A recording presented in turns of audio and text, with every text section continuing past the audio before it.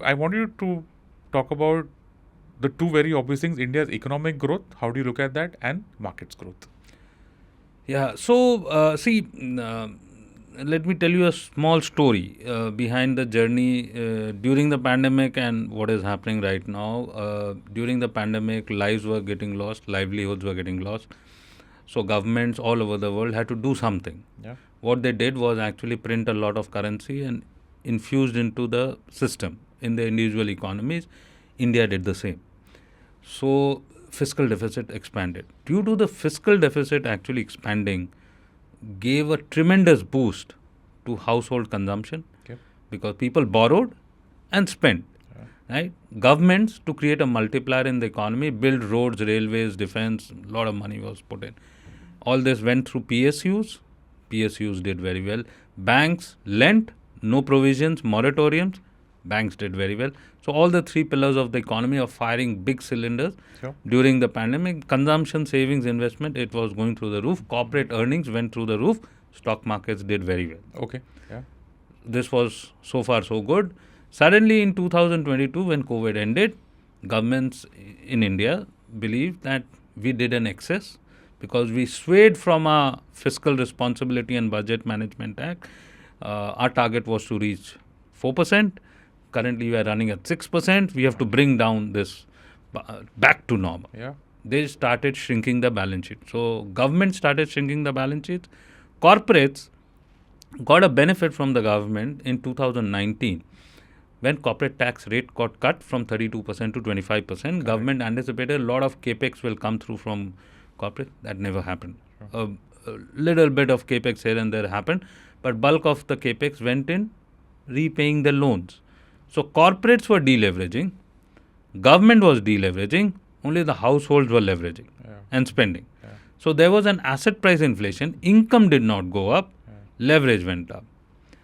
But nevertheless, government was pumping in a lot of money, corporate earnings growth was coming, multiples were expanding, markets did very well from the lows of the pandemic till about 2024. Correct. When suddenly the MFI blew up. Yeah. So it came to the light that household is in middle class is in stress due to very high taxes, very high Debt. and very high inflation. And income growth is not happening. Income growth is not there, savings is not there, right? We are not talking about the 5% of the population. Nothing happens to them, whatever the economic.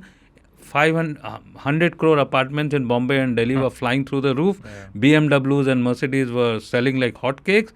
So 5% didn't impact. It was the middle income and the base of the pyramid which was getting impacted.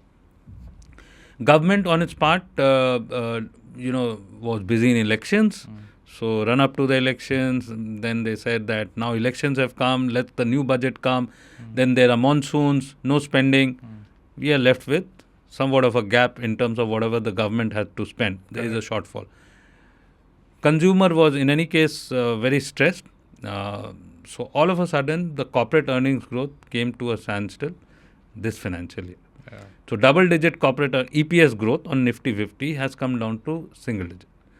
That is the repercussion what we are seeing actually in the marketplace. Somewhat of a 25% EPS growth on Nifty 50 in FY 23-24 has come down to 5% growth. Oh, that's wow. Okay. In 24-25. This year ending March, Nifty 50 EPS growth is going to be 5-6%. That's about. So let's look forward. FY 26 and FY 27. Real GDP growth as far as India is concerned is not going to be more than 6.2, 6.3%. Sure. Our central bank is saying 6.7%, but now you know that we are in a regime change in the US. The environment is very headwinded as far as all the economies of the world are concerned, thanks to policies being formulated at that level. But 6.2, 6.3, add inflation, you get a nominal GDP growth of 10-11%. EPS growth is not going to be more than 10-11%. Sure. In that 10 to 11% sort of a growth, you have to find where the markets can go. Markets will also go up 10 to 11%. So broadly at around 22,000 where you should see the floor. Broadly, I think should not. We are at 23K right now. So 23, so another 5% down. You have seen a lot of pain in the euphoria for Modi ji's third term, we took the markets up from 22. You should remember that on the day of the results, market were trading very fair at 22,000.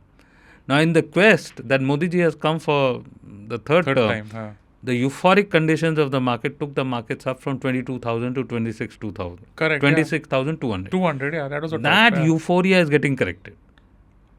Okay. So at 22,000, from 22,000, you should be looking at a 10% EPS growth. So 10% market growth. In next 1 year, you should be closer to 25,000 on the Nifty. Right. Within that, a lot of churn. Mid caps and small caps basically went through a stratosphere thanks to retail investor. During the pandemic, everybody was sitting at home. And because a lot of money was being put in by the government, a lot of corporate growth was coming, valuations were given, multiples were given. That is correct. So that is what is happening. I'll come to the small, mid cap, large cap later. I just wanted to take one last, opinion from you on the economy. You basically think this is a cyclical adjustment. This from pandemic to post-pandemic, the leveraging and deleveraging of household balance sheets, the slowdown in economy, and now the cuts in interest rate which have already started.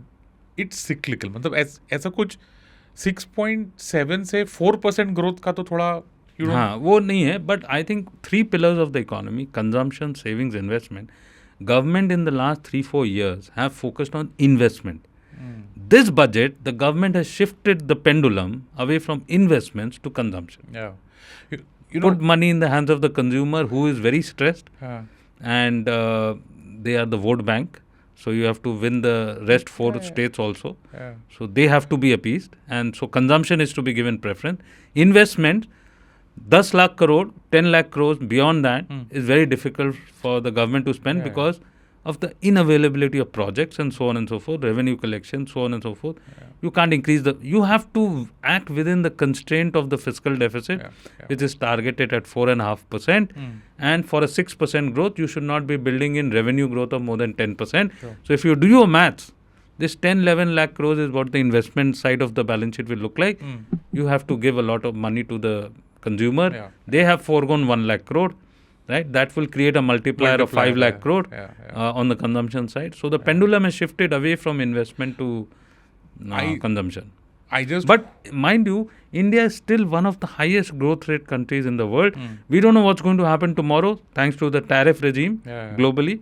India could also be disadvantaged along with other emerging markets. Because dollar is going to be the most strong currency in the world, but that could impact a lot of they could raise a lot of geopolitical issues. My only concern when I heard you saying in this very simple but very detailed way was that in 2019 when the government cut corporate tax rates 32 to 25% with the hope that capping will happen, cappings तो नहीं हुआ. Okay, जितना हुआ जिन्होंने करना था कर लिया. थोड़ा बहुत हुआ. That's about it. I just hope that now when these guys have cut the tax rate or whatever they have done, okay, with the hope that consumption will pick up. I don't know if it will. No, so there will be stages according to me. First, the deleverage is going to come down.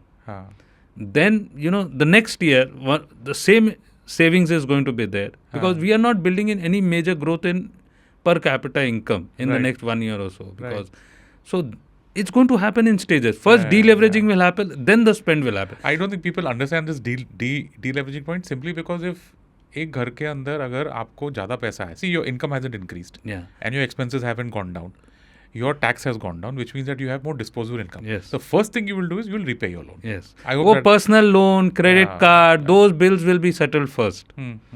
Then the next month's salary, you will say ki, roti and kapda has been taken care of. Let's spend something more. Let's say a two-wheeler or discretionary, housing, Medicare. All those things will be catered to the next. Sure. Let's hope that happens. Okay, sectors, themes. Yeah. So I think, rupee depreciation, because it's about dollar strength, and obviously if dollar is becoming strong, rupee is likely to be weak. We already seen rupee depreciate from 82 rupees 90 paise in February 24 to yesterday's level of 87.95. 6 rupees in 1 year. 6 rupees in 1 year on a base of 82.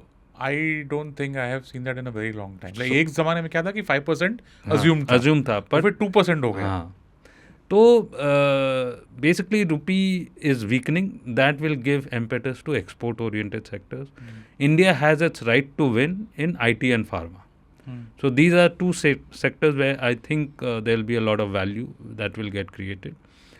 Second, I think banks, because RBI has cut rates, lag effect will be felt on your credit growth, because people will be incentivized to take more loans because rates have come down, housing loans, mortgages and all that. So banks will likely do well. Valuations are extremely comfortable because the budget has given a lot of impetus on consumption, discretionary consumption, not staples. Okay. Because GST, if it had been cut, it would have benefited the staples more.